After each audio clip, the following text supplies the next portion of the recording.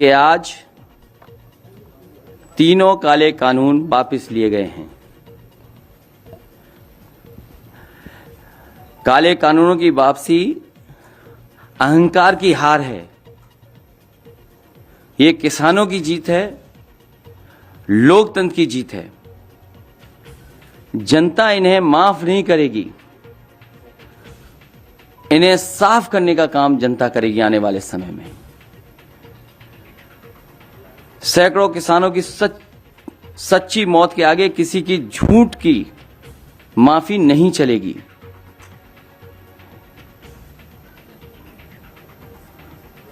जो लोगों ने माफी मांगी है वो लोग हमेशा के लिए राजनीति छोड़ने का भी वचन दें।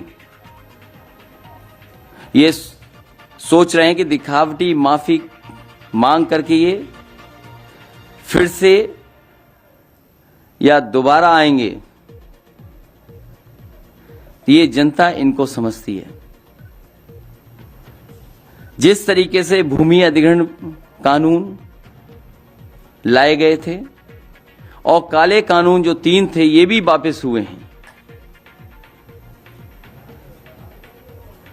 किसान हित में तो हुए ही हुए हैं, लेकिन कहीं न कहीं सरकार चुनाव से डर गई है और वोट के लिए कानून वापस हुए हैं।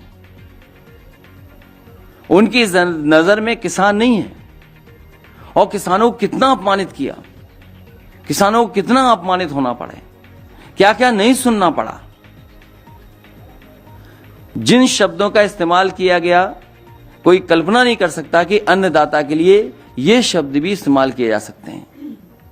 वो भारतीय जनता पार्टी ने इस्तेमाल किया और उनके सहयोगी, उनके साथियों ने हर मौके पर अपमानित किया है। और ये केवल एक की जिम्मेदारी नहीं होती है, मंत्रिमंडल की सामूहिक जिम्मेदारी होती है। अगर सामूहिक जिम्मेदारी है, न केवल मंत्रिमंडल को इस्तीफा देना चाहिए बल्कि सरकार को इस्तीफा देना चाहिए पूरा का पूरा। और फिर लखीमपुर के हत्यारे कैसे बच जाएंगे? यह सरकार की जिम्मेदारी बनती है। जहां इतनी माफी मांगी गई, कानून को वापस ले लिया गया है, वहीं यह भी तो जिम्मेदारी सरकार की बनती है कि जिस मंत्री पर आरोप है वो मंत्री अभी भी मंत्रिमंडल में है।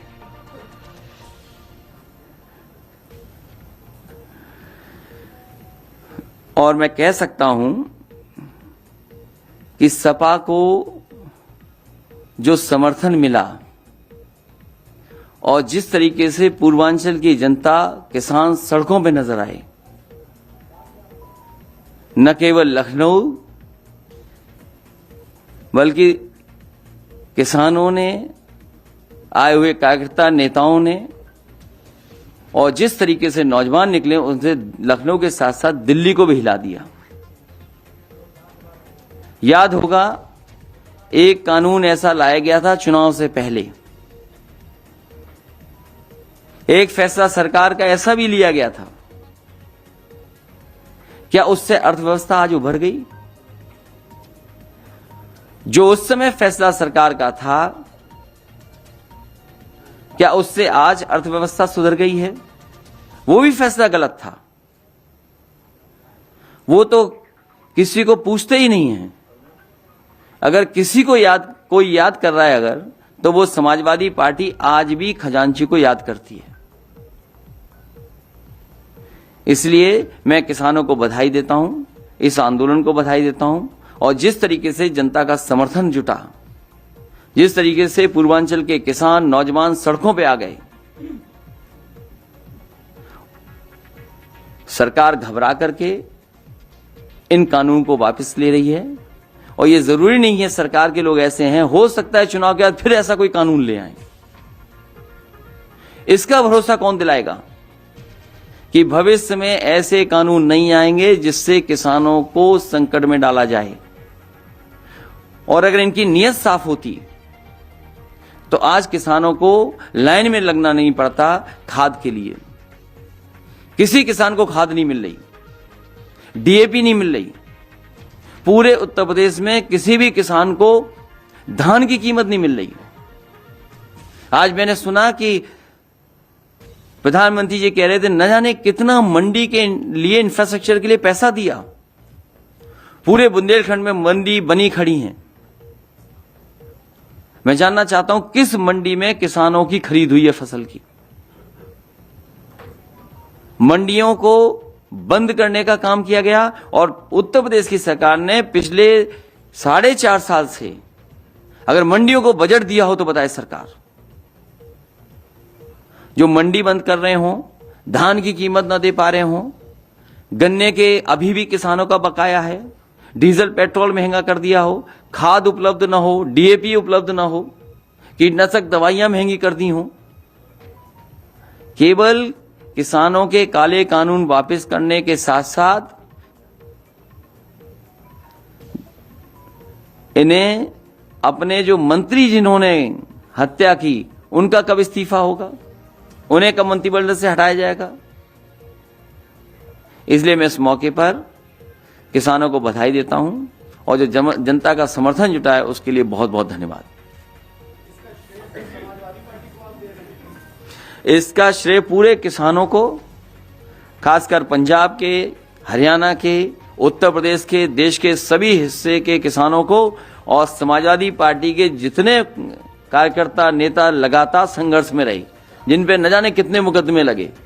कोई आंदोलन अगर दिल्ली से ऐलान हुआ होगा और समाजवादियों ने समर्थन किया होगा तो जितने मुकदमे दिल्ली में या किसानों पे लगे हैं उससे ज्यादा मुकदमे समाजवादी पार्टी के कार्यकर्ता नेताओं पे मुकदमे हैं।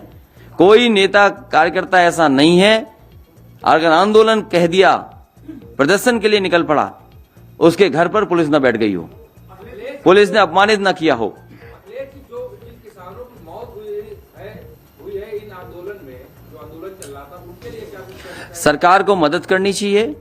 जो बड़ी संख्या में किसानों की जान गई है, सरकार आए, केंद्र सरकार उनकी मदद करे। अभी उनका फैसला किसानों पे, लेकिन समाजवादी पार्टी की मांग है कि एमएसपी कब लागू होगा, उसके लिए कानून कब बनेगा। मैं समझता हूं भारतीय जनता पार्टी खुद नहीं समझना चाहती है।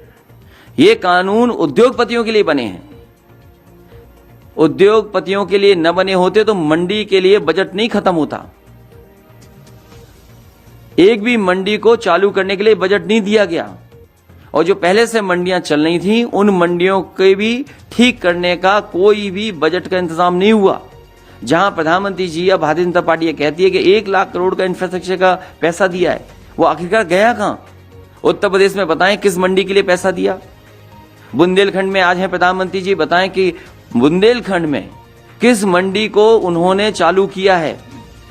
और जब से ये 3 कानून आए उत्तर प्रदेश की सरकार ने क्या बजट दिया है? क्या मंडियों में खरीद हुई किसानों की किसी चीज की? किसी पैदावार की कीमत दे पाई हो सरकार? आज पूरे उत्तर प्रदेश में धान के लिए कहां लेकर के जाए, कहां खरीद हो रही है, कहां खाद मिल रही है? उसी बुंदेलखंड में किसान जो खाद लेने गया था उसकी जान चली गई, एक ने आत्महत्या कर ली। महुआ जिले में जहां प्रधानमंत्री जी बोल रहे हैं, उत्तर प्रदेश में सबसे ज्यादा किसानों ने आत्महत्या की। मुझे याद है पार्टी के डेलीगेशन गया था, एक एमएलसी नेता गए थे, घरों पर होकर के आए थे और जो कुछ मदद कर सकते थे वो मदद की थी। महुआ जिला उत्तर प्रदेश का वो जिला है जिसमें सबसे ज्यादा किसानों ने आत्महत्या की है, गरीबी के कारण, उनकी फसल की कीमत न मिले उसके कारण। महुआ में मंडी बनी, क्या सरकार ने बजट दिया? हमीरपुर में मंडी बनी, क्या बजट दिया सरकार ने? बांदा में मंडी बनी, क्या उसके लिए पैसा दिया सरकार ने? झांसी में मंडी बनी, किसान बाजार बना, क्या सरकार ने उसमें आगे काम बढ़ाया? जालौन में मंडी बनी, क्या उसके काम बढ़ाया? इस एक्सप्रेसवे के किनारे मंडियां बन रही थी, आलू की मंडी बन रही थी, अनाज की मंडी बन रही थी, उसका काम क्यों रोक दिया गया? लखनऊ में किसान बाजार था, उसको क्यों बेच दिया गया? पूर्वांचल एक्सप्रेस में जगह जगह मंडियां बननी थी, अगर एक भी मंडी बनाई हो तो बताएं। जो सरकार मंडियां खत्म कर रही हो, कानून के सारे उद्योगपतियों की मदद कर रही हो, उससे क्या उम्मीद करोगे आप? तो जहां उन्हें 3 कानून वापस लिए हैं, जनता को सावधान रहना पड़ेगा। चुनाव के बाद हो सकता है फिर कानून ले आए ऐसा। इसीलिए बिना इन्हें हटाए, बिना इनका सफाया किए किसानों के हित में फैसले नहीं होंगे। कोई नेता नहीं है, कोई प्रवक्ता नहीं है जिसने किसानों को खाली पानी न कहा हो, इन किसानों को किसानों को लेकर तमाम ऐसी भाषाएं इस्तेमाल की गई, क्या आपकी तरफ से कोई मांग है कि उन सबके घर जा जाके जितने भी किसान उनसे माफी मांगे? किसान इस बार इनका सफाया करेगा और जनता इन्हें माफ नहीं करेगी, किसान माफ नहीं करेगा। ये किसान इनको इस चुनाव में साफ कर देगा। ये कानून वापस लिए गए हैं उत्तर प्रदेश और देश में जो चुनाव हो रहे हैं, इसलिए इनकी नजर में किसान प्राथमिकता नहीं है, वोट प्राथमिकता है। इन्हें वोट चाहिए बीजेपी के लोगों को, अन्नदाता का सम्मान नहीं है प्राथमिकता। भारतीय जनता पार्टी वोट के लिए कर रही है। क्या आपको नहीं याद है पूरे देश में नोटबंदी लागू कर करके केवल उत्तर प्रदेश के चुनाव पे नजर थी, हजारों लोगों की जान चली गई। खजांची को तो ये आज भी नहीं पूछ रहे हैं। खजांची को कोई याद करता है तो केवल समाजवादी पार्टी। जो कृषि कानून वापस हुए हैं और आपने अभी कहा कि देश के तमाम किसानों पर और समाजवादी पार्टी के कार्यकर्ता नेताओं पर भी जो इस आंदोलन का समर्थन कर रहे थे किसानों को मुकदमे दर्ज हुए, क्या आप ये भी कोई समाजवादी पार्टी की के लिए जो मुकदमे इस कानून से दर्ज हुए तो वापस? क्या भारतीय जनता पार्टी जिन किसानों की जान चली गई उन्हें वापस ला सकती है? क्या किसानों के साथ जो अन्याय हुआ उसके लिए क्या माफी मांगेगी भारतीय जनता पार्टी? कितना किसानों को अपमानित होना पड़ा। और उत्तर प्रदेश में सूची निकाली है आप, कितनी बड़ी संख्या में समाजवादी कार्यकर्ताओं पर मुकदमे हुए हैं। देश में अगर सबसे ज्यादा मुकदमे कहीं हुए होंगे तो किसानों के आंदोलन में समाजवादी पार्टी पे आंदोलन हुए, मुकदमे हुए। इस बार जनता साफ करेगी, माफी नहीं चलेगी, जनता इनको साफ करेगी। और इसीलिए मैंने कहा कि जो जन समर्थन पूर्वांचल का दिखाई दिया, किसानों का, नौजवानों का, उससे न केवल लखनऊ हिल गया बल्कि दिल्ली भी हिल गया। भविष्य में इस तरह कानून अगर थोपे जाएंगे तो क्या जन आंदोलन होगा, विरोध होगा? लोकतंत्र में हमेशा इसी तरह के आंदोलन चलते हैं। लोग अपनी बात रखने के लिए आंदोलन करते हैं। ये कहा जा रहा है कि अध्यादेश के माध्यम से भी इसको वापस किया जा सकता था, कि संसद सत्र का इंतजार क्यों किया जा रहा है? तीनों कानून वापस हो गए हैं, साथ ही साथ एमएसपी कब लागू होगी ये भी भारतीय जनता पार्टी बता दे। उत्तर प्रदेश में धान खरीद हो रही है, अगर एक किसान को भी धान की कीमत मिल रही हो तो बता दो। पूरे उत्तर प्रदेश में किसान खड़ा हुआ है, इंतजार कर रहा है कि खाद कब मिलेगी, डीएपी कब मिलेगी। जिस सरकार ने खाद और डीएपी का इंतजाम ही नहीं किया, फसल कब बोएगा, कैसे पैदावार बढ़ेगी। किसान का गन्ने का अभी भी बकाया है और महंगाई बढ़ा करके गरीब को बर्बाद कर दिया इन्होंने। डीजल पेट्रोल किसने महंगा किया, कौन है जिम्मेदार इन किसके लिए? और पिछले क्वार्टर का जो मुनाफा था 600% मुनाफा हुआ एनजीसी का, तो ये किसकी जेब में जा रहा है? और आपके टीवी चैनलों पे पैनल पे जो बैठ करके न जाने क्या क्या समझाते थे, वो पैनलिस्ट कहां है? वो पैनलिस्ट क्या किसानों को अपमानित करने के लिए नहीं चैनलों पे बैठ करके ज्ञान देते थे, कानून ऐसे हैं, कानून वैसे हैं? वो कहां है वो लोग? अब वो बात बड़ी कह दूंगा तो कहोगे आप हमें भी नहीं दिखाओगे, कुछ बात और कह देंगे तो। हमारी किसी से बात नहीं हुई, हम खुद किसान, ये सब किसान हैं। क्या हमें अपनी तकलीफ परेशानी नहीं पता लगती? और आप तो बोलिए कि ये मंडी के लिए 1 लाख करोड़ बोला है, कहां पैसा है 1 लाख करोड़? यूपी में कितना दिया है? आज केवल इतना ही रखिए कि भारतीय जनता पार्टी की नजर वोटों पर है, किसान के हित की पे नजर नहीं है। किसान की मदद के लिए फैसले ले सरकार, कहो कम से कम एमएसपी के लिए कानून बनाए। जब 3 कानून वापस ले रहे तो एमएसपी का भी कानून लाए सरकार। और समाजवादी पार्टी की मांग है कि केंद्र सरकार एमएसपी के लिए कानून लाए।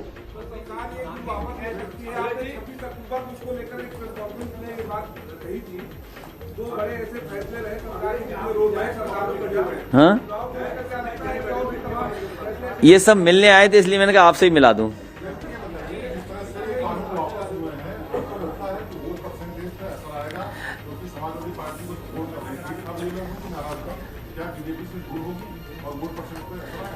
लेकिन जनता इन्हें माफ नहीं करेगी, इन्हें साफ करेगी।